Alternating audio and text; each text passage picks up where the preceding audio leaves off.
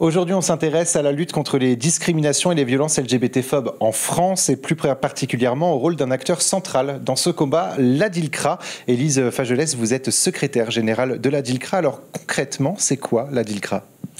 L'ADILCRA, c'est un service interministériel placé sous l'autorité du Premier ministre, sous la tutelle de la ministre en charge de la lutte contre les discriminations, Aurore Bergé, et nous pilotons les politiques publiques contre la haine, contre les haines, contre le racisme, toute forme de racisme, l'antisémitisme et la haine anti-LGBT+. Donc piloter des politiques publiques, c'est quoi ? Nous avons des plans nationaux avec des objectifs qui concernent l'ensemble des politiques publiques, que ce soit l'éducation, la culture, le sport, la justice, et l'idée, c'est vraiment de promouvoir sur l'ensemble de la société des politiques publiques qui permettent l'inclusion, qui permettent la fraternité, qui permettent la sécurité pour tous, quelle que soit son identité. Aujourd'hui, les réseaux sociaux sont très présents dans notre vie, mais ils peuvent aussi servir à diffuser de la haine en ligne. Comment faites-vous pour lutter contre ce phénomène de la haine en ligne ? Alors, il est vrai que les réseaux sociaux, c'est un formidable espace de démocratie, c'est un formidable espace d'apprentissage, mais on s'est aperçu peut-être un peu trop tard que c'était aussi un lieu de déversoir de toutes les haines, parce que les gens se croient à l'abri, ils ont l'impression que la loi ne s'applique pas sur les réseaux sociaux, et donc ce qui est important, c'est de bien faire comprendre à tout le monde, y compris les plus jeunes qui passent beaucoup de temps sur les réseaux sociaux, qu'il n'y a pas d'espace de non-droit, que ça n'est pas le Far West et que la loi s'applique partout. Et donc, nous avons à l'ADILCRA une veille qui nous permet d'identifier des propos haineux et donc de travailler avec la plateforme du ministère de l'Intérieur Pharos et de travailler avec l'ARCOM et de travailler également avec le procureur, c'est-à-dire que nous signalons à Pharos pour le retrait, nous signalons au procureur pour avoir des suites judiciaires, mais évidemment l'ADILCRA c'est l'État et l'État ne peut pas tout. Donc l'idée c'est aussi de travailler avec la société civile, avec des associations que nous finançons également pour avoir ce travail de veille et également pour pouvoir être des signaleurs de confiance, comme on dit, c'est-à-dire qu'on fait confiance à des associations qui ont un travail extrêmement sérieux, également de signalement, c'est-à-dire que lorsque ces associations signalent, eh bien, que ce soit Pharos pour le ministère de l'Intérieur qui va également aller faire cette enquête pour retrouver des auteurs, que ce soit les magistrats pour qu'on puisse avoir des suites judiciaires derrière. Alors on n'aura pas à chaque fois un policier, un magistrat derrière chaque propos haineux, mais il est essentiel de bien faire comprendre à tout le monde qu'on ne peut pas impunément injurier, menacer, déverser de la haine sur Internet, que l'anonymat est très relatif, qu'en réalité on peut retrouver les personnes et qu'il faut évidemment travailler avec les plateformes. Nous travaillons régulièrement avec les plateformes. La ministre Aurore Bergé a réuni cette semaine les plateformes pour leur expliquer qu'elles avaient des responsabilités sur la modération, des responsabilités sur le retrait. Parce qu'en réalité, si on laisse planer cette idée qu'on peut tout faire sur Internet, à ce moment-là, c'est le premier échelon, vous savez, de l'expression de la haine. Eh bien, pourquoi pas l'exprimer dans la vie réelle et à ce moment-là, passer à l'acte. Donc vraiment, sur Internet, il ne faut pas qu'on laisse proliférer la haine. Et vous savez que Internet, c'est aussi le lieu où les guet-apens homophobes trouvent leurs racines.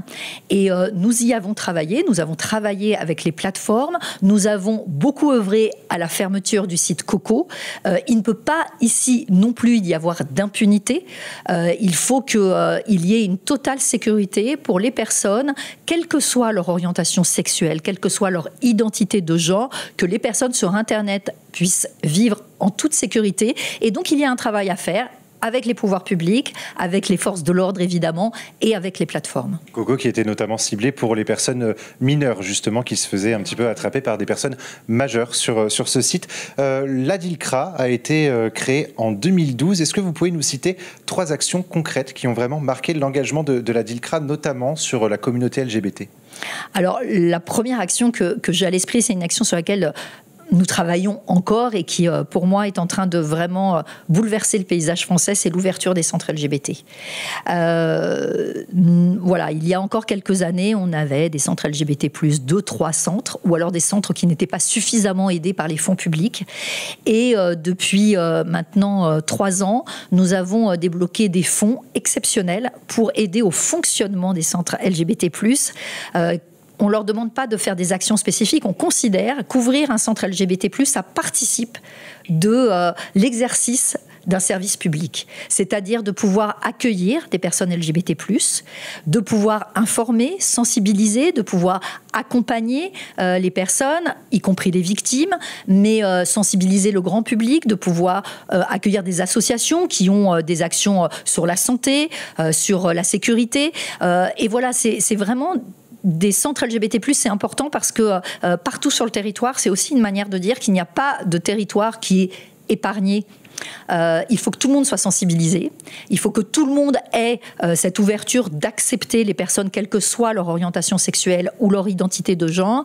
Et il ne faut que personne ne se sente ni libre de vivre comme il l'entend, ni en insécurité. Donc les centres LGBT+, c'est vraiment important de pouvoir les ouvrir partout sur le territoire. Et aujourd'hui, on en a ouvert, grâce à ces fonds exceptionnels de la DILCRA, plus d'une 60aine, un peu partout sur le territoire. Donc ça, c'est cette première mesure. Je pense qu'on parle de sécurité. Il est important aussi de former les forces de l'ordre. Nous formons les forces de l'ordre. Alors, les équipes de la DILCRA vont former en formation initiale absolument toutes les écoles de police et de gendarmerie, aux côtés de l'association FLAG, qui est une association évidemment de policiers, qui est une association de terrain, qui peut expliquer comment on accueille les victimes. Nous venons donner la parole de l'État également, et nous œuvrons à ce qu'il y ait une nomination de référents dans chaque direction de sécurité publique pour qu'il puisse y avoir des référents formés qui connaissent parfaitement les sujets, comment on accueille les personnes trans notamment, comment vraiment on prend à cœur non seulement d'accueillir les victimes, mais de faire les enquêtes pour bien rechercher les circonstances aggravantes, pour qu'ensuite justice puisse se faire lorsqu'il y a des propos haineux, des agressions, des atteintes aux biens ou aux personnes. Et donc, voilà, c'est une mesure aussi développée par la DILCRA. Justement, là-dessus, sur ce sujet de la formation des forces de l'ordre, j'ai pu échanger justement avec certaines personnes. Alors, selon les chiffres, en 2024, c'était à peu près 4800 délits qui ont été référencés, donc avec des dépôts de plainte qui ont été déposés. Et certaines associations disent que l'acte LGBT-phobe n'est pas encore trop mis sur la plainte finalement par les forces de l'ordre. Donc ça veut dire que les formations aujourd'hui doivent être un peu plus poussées, un peu plus. Est-ce qu'il doit y avoir finalement un peu plus de sensibilisation également des forces de l'ordre pour accepter et pour intégrer cette LGBT-phobie dans les dépôts de plainte ? Je crois qu'il faut toujours plus de sensibilisation, mais qu'on a quand même beaucoup progressé. J'en veux pour preuve que nous avons, nous, des déclinaisons publiques, des déclinaisons territoriales de nos politiques publiques qui s'appellent les CORA, les comités opérationnels de lutte contre le racisme, l'antisémitisme et la haine anti-LGBT+, qui sont présidés dans chaque département par les préfets et les procureurs de la République et qui réunissent tous les services de l'État, donc tous les services de police, de gendarmerie, de justice et la société civile, les associations, et qui se parlent. Et moi, je suis allée dans nombre de départements, que ce soit des départements ruraux, que ce soit des départements où il y a des grandes villes, des quartiers politiques de la ville, etc. Et moi, j'entends en effet des associations qui portent les droits LGBT+, qui expliquent que souvent, c'est arrivé que des personnes LGBT+ viennent porter plainte, qu'elles soient mal accueillies, qu'on les incite à déposer une main courante. Et en réalité, de plus en plus maintenant, ils travaillent main dans la main. Ils font des sensibilisations ensemble. Ils vont vers les victimes qui n'ont pas été suffisamment accueillies pour justement que ça n'arrive plus, pour comprendre là où ça a bloqué. Donc, ce travail de fourmi, de terrain, où les gens se parlent et où les institutions parlent aux associations et donc font évoluer leurs pratiques, il se fait. C'est récent. Les formations des policiers et des gendarmes en formation initiale, elles existent et généralisées, elles existent depuis 2019, donc c'est récent. Et la multiplication des CORAD sur le territoire, pour vous donner un chiffre, en 2022, on avait 35 CORAD, donc sur 35 départements. Et aujourd'hui, on en a plus de 100. Donc, ça veut dire que partout sur le territoire, les forces de l'ordre, les services vraiment de l'État discutent avec les associations et donc font évoluer leurs pratiques. On n'est évidemment pas encore arrivé, mais vous savez, le fait qu'il y ait plus de plaintes, finalement, c'est un bon signe. Ça veut dire que la parole des victimes se libère, que les victimes se sentent autorisées à porter plainte, qu'elles ne se disent plus qu'elles vont être rembarrées par les policiers, mal accueillies, maltraitées, et que ça ne servira à rien.